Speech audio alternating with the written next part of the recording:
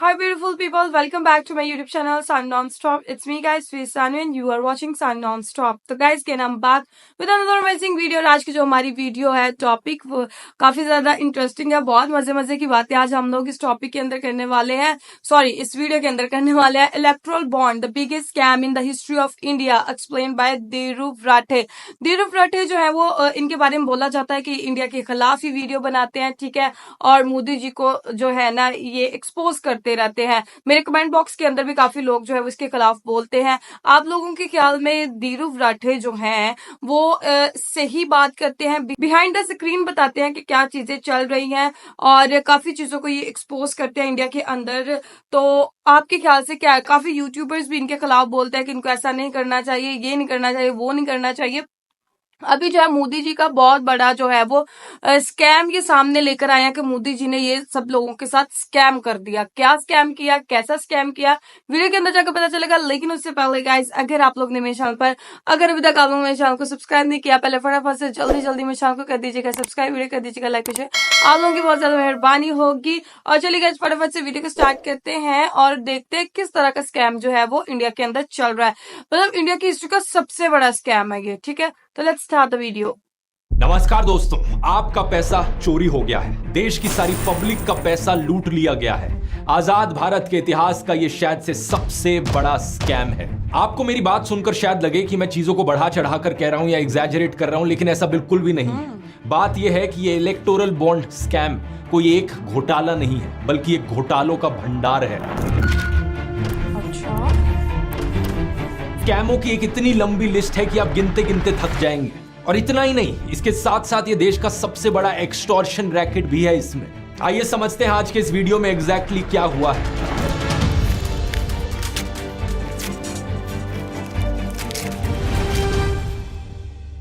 Video शुरू करने से पहले एक छोटी सी अनाउंसमेंट करना चाहूंगा। होली का समय है, तो इस ओकेजन पर ध्रुव राठी एकेडमी पर जो दोनों कोर्सेज हैं उन पर फ्लैट 50% ऑफ चल रहा है। चैट जीपीटी कोर्स और टाइम मैनेजमेंट कोर्स दोनों के लिए कूपन कोड इस्तेमाल कीजिए, होली 50% ऑफ मिलेगा आपको।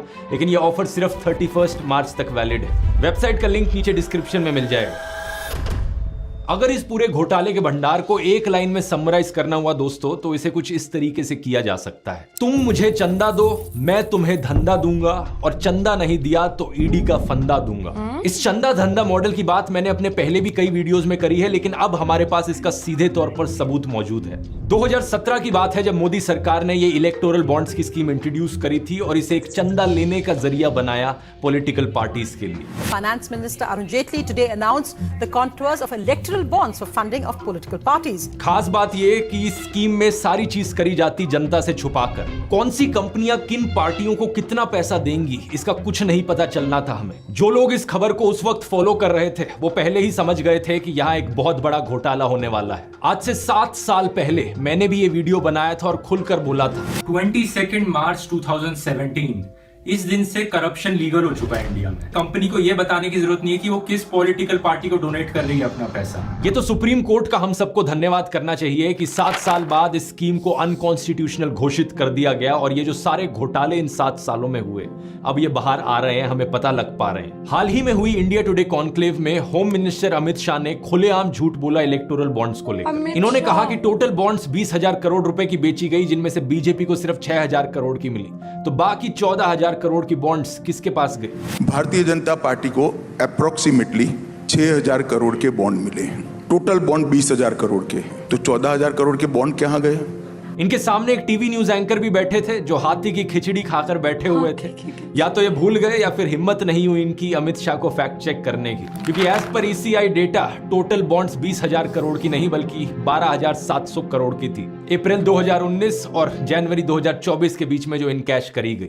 इस 12,000 करोड़ में से बीजेपी के पास 6,000 करोड़ की बॉन्ड्स गई थी, जो कि 47.5% होता है। इसी समय के बीच जो दूसरे नंबर पर पार्टी थी वो थी तृणमूल कांग्रेस, जिन्हें 1,600 करोड़ की बॉन्ड्स मिली, यानी 12.6%। थर्ड नंबर पर कांग्रेस 1,400 करोड़ के साथ, जो कि 11.1% होता है। लेकिन आगे की लिस्ट भी मैं आपको गिना देता हूं। चौथे नंबर पर बीआरएस थी 1,200 करोड़ के साथ, पांचवें पर बीजेडी 700 करोड़ के साथ, छठे पर डीएमके 600 करोड़, उसके बाद वाईएसआर 300 करोड़, टीडीपी 200 करोड़, शिवसेना 150 करोड़ और बाकी जो पार्टीज थी RJD, AAP, JDS, SKM, NCP, इन सबको 30 से लेकर 70 करोड़ के बीच में चंदा मिला। इस लिस्ट को देखने के बाद कई बीजेपी पॉलिटिशियंस और गोदी इन्फ्लुएंसर्स बहाना मारते हैं कि बीजेपी तो बहुत बड़ी पार्टी है, 300 से ज्यादा एमपीज हैं, इतने सारे एमएलएज हैं, हजारों पार्टी वर्कर्स हैं, तो उन्हें ज्यादा चंदा मिल रहा है तो जस्टिफाइड है ना। और अगर हम चंदा कलेक्टेड पर एमपी की रेशियो निकालेंगे तो बीजेपी की ये रेशियो बाकी पार्टियों से कम निकलती है। इसका मतलब बीजेपी उतनी बुरी नहीं है जितनी और पार्टियां हैं। कोई सेंस है इस बात की? जैसा मैंने आपको पहले बताया, स्कैम यहां पर है, तुम मुझे चंदा दो मैं तुम्हें धंधा दूंगा, चंदा नहीं दिया तो ईडी का फंदा दूंगा। लेकिन अपने आप में सिर्फ चंदा देना या चंदा लेना ये कोई स्कैम नहीं है। डोनेट तो कोई भी कर सकता है पॉलिटिकल पार्टीज को, लेकिन अगर डोनेशन के बदले उन्हें कोई कॉन्ट्रैक्ट दिया जाता है, जनता के टैक्स का पैसा उन्हें दिया जाता है और जो कंपनीज डोनेशन नहीं देती उन्हें ईडी का फंदा दिया जाता है, यह है असली घोटालों का भंडार। अब कल को सोचो विजय माल्या या नीरव मोदी ये कहने लगे कि भाई हमारी तो इतनी ज्यादा बड़ी कंपनी है, इतने ज्यादा एम्प्लॉयज हैं, इसलिए हमने इतने सारे रुपए लूट लिए। पर एम्प्लॉय लूट की कैलकुलेशन करो तो हम इतने बड़े भी चोर नहीं है। और लोगों की ऑब्जेक्शन ये नहीं है कि विजय माल्या ने इतने करोड़ों रुपए क्यों कमाए, पैसे कमाना कुछ गलत चीज नहीं है। ऑब्जेक्शन ये है कि जनता का पैसा लूट कर क्यों पैसे कमाए। इसी तरीके से दिक्कत किसी को इस बात से नहीं है कि बीजेपी ने चंदा क्यों लिया, दिक्कत इस बात से है कि चंदा लेने के लिए यहां एक बड़ा एक्सटॉर्शन रैकेट चलाया, डेमोक्रेसी की धज्जियां उड़ाई और जनता का पैसा लूटा। अमित शाह ने जो खुलेआम झूठ बोला था वही झूठ बीजेपी पॉलिटिशियन आरपी सिंह ने भी दोहराया था। कुल मिलाकर 20,000 करोड़ रुपए के चुनावी बॉन्ड आए, जिसमें से 6,000 करोड़ भाजपा के पास है, 14,000 करोड़ रुपए विपक्ष के पास है। झूठ बोलो, बार बार झूठ बोलो। और ये ANI, Dainik Jagran, India today, इन सब ने इसी झूठ को बिना चेक किए पब्लिश भी कर दिया। झूठ पकड़ना तो छोड़ो, इंडिया टुडे वालों ने तो हेडलाइन भी डाल दी, अमित शाह ब्लास्ट्स ऑपोजिशन। और फिर ये लोग रोना रोते हैं कि हमें गोदी मीडिया क्यों बुलाते हो, इसलिए बुलाते हैं। घोटालों की डिटेल्स में जाने से पहले आइए समझते हैं कि ये इलेक्टोरल बॉन्ड्स काम कैसे करती थी। एक इलेक्टोरल बॉन्ड को आप बेसिकली समझ सकते हो दोस्तों एक कूपन की तरह। कंपनी बैंक को जाकर पैसा देती थी और ये कूपन खरीदती थी और ये कूपन जाकर पॉलिटिकल पार्टीज को दे दिया जाता था और पॉलिटिकल पार्टीज उन कूपन्स को रिडीम कर सकती थी और जो बैंक में रखा पैसा था उसे एक्सेस कर सकती थी। रूल ये बनाया गया था कि अगर कोई भी पॉलिटिकल पार्टी अपनी इलेक्टोरल बॉन्ड को इन कैश नहीं करती, कूपन को जाकर रिडीम नहीं करती, तो 15 दिन के अंदर अंदर जो भी अनक्लेम्ड बॉन्ड का पैसा है वो प्राइम मिनिस्टर रिलीफ फंड में चला जाएगा। जब ये इलेक्टोरल बॉन्ड की स्कीम निकली तो एक जर्नलिस्ट थी जिन्होंने सोचा और गहराई से जांच करनी चाहिए इस चीज में, और टेस्टिंग करने के लिए उन्होंने 2 इलेक्टोरल बॉन्ड्स खुद खरीदी। ये जर्नलिस्ट थी पूनम अग्रवाल। ये एसबीआई की पार्लियामेंट ब्रांच पर गई और 5 अप्रैल और 9 अप्रैल 2018 को इन्होंने 2 इलेक्टोरल बॉन्ड्स खरीदी। दोनों की कीमत 1000 रुपए ईच थी। उस वक्त ये द क्विंट मीडिया ऑर्गेनाइजेशन के लिए काम कर रही थी। इन्होंने जो वीडियो अपलोड किया अपने चैनल पर, उस पर जाकर देख सकते हो कि इलेक्टोरल बॉन्ड पर खरीदने वाले का नाम नहीं लिखा था, ना ही कोई और डिटेल लिखी थी कि ये इसे किसने खरीदा है। दिखने में ये दोनों बॉन्ड जो इन्होंने खरीदी थी एग्जैक्टली सेम लग रही थी। कोई डिफरेंस नहीं है सिवाय डेट के, जो कि लाल रंग में यहाँ पर 5 अप्रैल लिखा है, यहाँ पर 9 अप्रैल लिखा हुआ है। इस 2 चीज के अलावा पूरे बॉन्ड में कहीं भी कोई डिफरेंस नहीं है। लेकिन जब इन्होंने एक बॉन्ड को फोरेंसिक टेस्टिंग के लिए भेजा तो पता चला कि हर बॉन्ड में एक secret unique alpha numeric number लिखा हुआ है। ये सीक्रेट नंबर सिर्फ अल्ट्रावायलेट लाइट के नीचे दिखता है। ये एक बड़ी शॉकिंग चीज थी क्योंकि इस खुलासे से मोदी सरकार का एक और झूठ पकड़ा गया। सरकार अभी तक कहती आ रही थी कि जो भी इलेक्टोरल बॉन्ड्स खरीदेगा हम उसकी आइडेंटिटी छुपा कर रखेंगे, किसी को नहीं पता चलेगा कि किसने ये बॉन्ड खरीदी है। जब ये खुलासा किया गया तो फाइनेंस मिनिस्ट्री को ओपनली मानना पड़ा कि यहाँ एक सीक्रेट यूनिक नंबर है, लेकिन फिर ये कहने लगे कि हम जानते हैं ये नंबर है लेकिन ये एक सिक्योरिटी फीचर है। इस नंबर के जरिए किसी भी डोनेशन को ट्रैक नहीं किया जा सकता और पता नहीं लगाया जा सकता कि खरीदने वाला कौन है। उस वक्त के finance minister late Arun Jaitley ji ने तो पार्लियामेंट डिबेट में इस पॉइंट को बार बार उठाया। ऑपोजिशन पार्टीज को वो तसल्ली दिलाने लगे कि चिंता मत करो, किसी को नहीं पता लगेगा कि डोनर कौन है, कौन आपको पैसे डोनेट कर रहा है। उन्होंने कहा कि हमारी सरकार का इतना बड़ा दिल है कि हम ऑपोजिशन का भी ख्याल रखते हैं कानून बनाते हुए। लेकिन गेस व्हाट, ये बात भी झूठी थी मोदी सरकार की। झूठ बोलो, बार बार झूठ बोलो।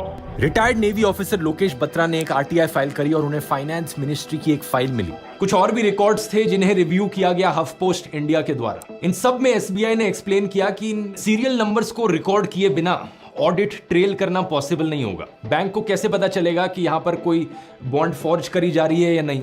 कोई झूठी बॉन्ड बनाकर भी तो बैंक के पास जा सकता है। फिर जनवरी 2018 को ये नोटिफिकेशन आती है जिसके सेक्शन 64 में लिखा होता है एसबीआई को इलेक्टोरल बॉन्ड की डिटेल्स लॉ एनफोर्समेंट एजेंसीज को देनी पड़ेगी अगर उन्होंने पूछा तो। अगर एसबीआई के पास कभी वो डिटेल्स थी ही नहीं, अगर एक्चुअली में डोनर डिटेल्स किसी को नहीं पता चलनी थी, तो ये रूल कैसे काम करता? इसका मतलब अगर ईडी सीबीआई चाहती तो उन्हें हमेशा पता लग सकता था कि कौन सी इलेक्टोरल बॉन्ड किस कंपनी ने डोनेट करी है। इसका मतलब समझ रहे हो दोस्तों? हम ऑलरेडी जानते हैं कि ईडी सीबीआई जैसी एजेंसीज बिल्कुल कठपुतली बन चुकी है सरकार के हाथों में। इसका मतलब 3 चीजें बड़ी साफ हो गई। पहला, पब्लिक को तो कभी पता ही नहीं चलना था कि कौन सी पॉलिटिकल पार्टी को कितना चंदा दिया जाता है, कौन सी कंपनी चंदा देती है, कितने अमाउंट का देती है।